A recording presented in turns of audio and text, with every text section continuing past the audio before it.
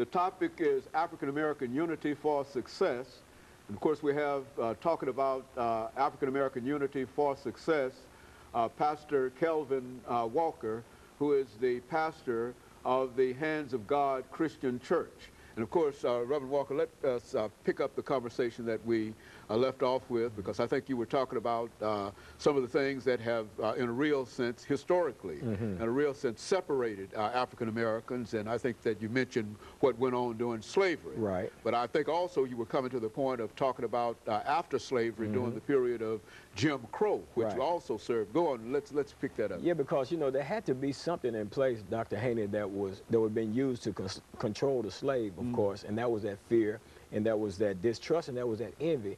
And that thing has kind of perpetuated itself, because Willie Lynch was saying, if you put this thing in place, it will perpetuate itself, and will work for the next 300 years. Good. Now, this 1712, you look at, are we 4 years away from the fulfillment of that thing, or do we escape? Is it over then, or what? But the thing is, and then that thing has transcended, you know, after slavery ended. Then you had to go through a period of reconstruction and stuff like that. The old South, things were changing and stuff. The war was over and everything. And then you had some blacks that were far better off than other blacks. So there was a separation and caused some disunity, because now you got the blacks that wasn't, you know, you had some slave owners that really cared for and took care of their slaves. So when they left, they gave them some things and stuff like that. And some of those blacks were intelligent enough to start business and start doing some things. And then that created, even further perpetuated that envy and that distrust. So now it is, now they're saying, now, since they have already been taught to not trust anybody black, so now when you got a black person that's got a business, they're not going to trust you enough to come to your business and patronize your business and to associate with you. So now you got this further separation that's going on. And then, you know, of course, as time goes on, you got the separate but equal. So now you got segregation going on. And then you've got, you know, and that system just constantly works. You got the light-skinned blacks against the dark-skinned black, and the medium brown,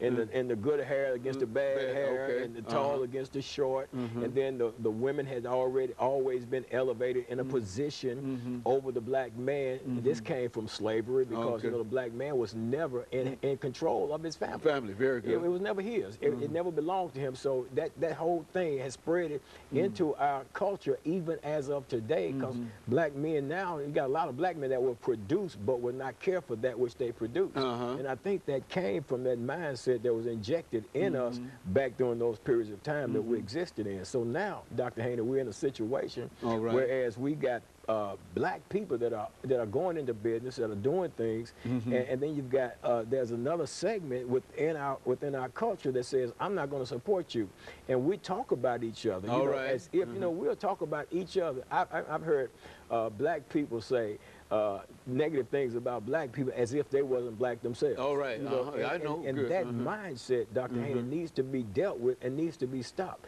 because how long are we going to continue this, that particular way of thinking? Because if we continue that, then we're going to always have disunity. Nothing will ever come together. If I'm jealous and envious of you, Dr. Haney, because you know you're doing a TV show, and instead of thanking God that you have positioned yourself or in a position to do that, then if I'm jealous and envious of you, then I can never attain to the level that maybe you've attained to, and at the same time, you won't be willing to pour into me, because you can sense that there's an air of jealousy about myself and envy towards you, because of your hard work and diligence in getting where you are.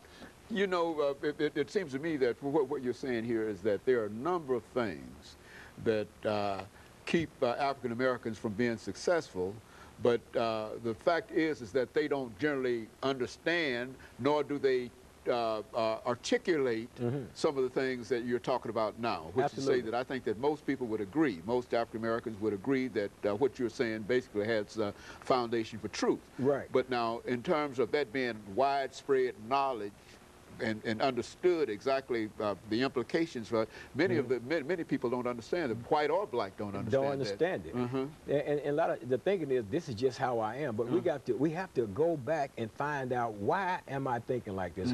Why is it that if a black man or a black woman has a product and that you won't buy and purchase that product, even though it's at the same price of the other product? And same quality, oftentimes, the same quality, I mean, the same thing. Yeah, the exact same thing. And so you got to to go back and find out why is it that I won't do that, and to search that thing back, and whether the Willie Lynch letter is true or whether it's not true, the things that the outcome, the outcome is definitely there. Still the same thing. You know, as a matter of fact, this was one of the major themes, I think, Pastor Walker, in the early 1900s, in terms of African Americans by black, this kind of idea that African Americans ought to support African Americans, which is not to say that you ought to exclude other groups. Absolutely. But if you look at other groups in this country as well, you generally find that if they have businesses, whatever, they generally can find patronage among themselves, you see. And so this is one of the things I think that what we're talking about here is that we don't seem to recognize that this is a product of disunity. Right. And unless we can recognize that this is a product of disunity, then there can be no what we call future success. Right. And Dr. Haney, you look at other cultures, and all other cultures, they really support themselves. They support themselves, you know. If they got a business, then they support each other's business. They support each other in many different ways. Now, people, especially black Americans, we'll have a problem with immigration. You know, we'll have a problem with illegal immigration, which that is a problem. But, you know, the issue is, what about the legal immigrants that are coming to the land of opportunity, and we're having a problem with them owning stores in our communities and stuff like that, that we go and patronize and stuff like that.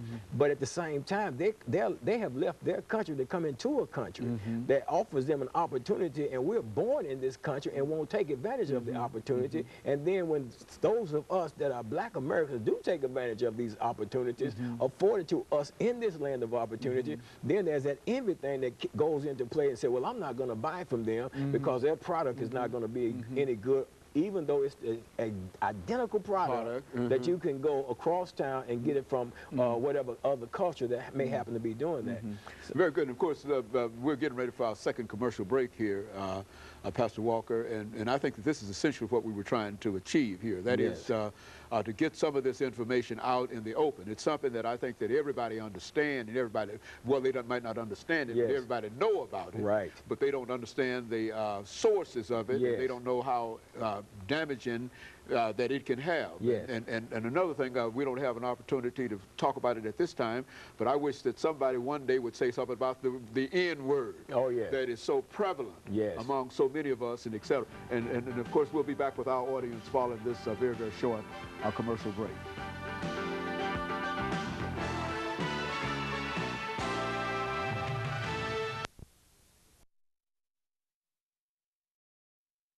The topic is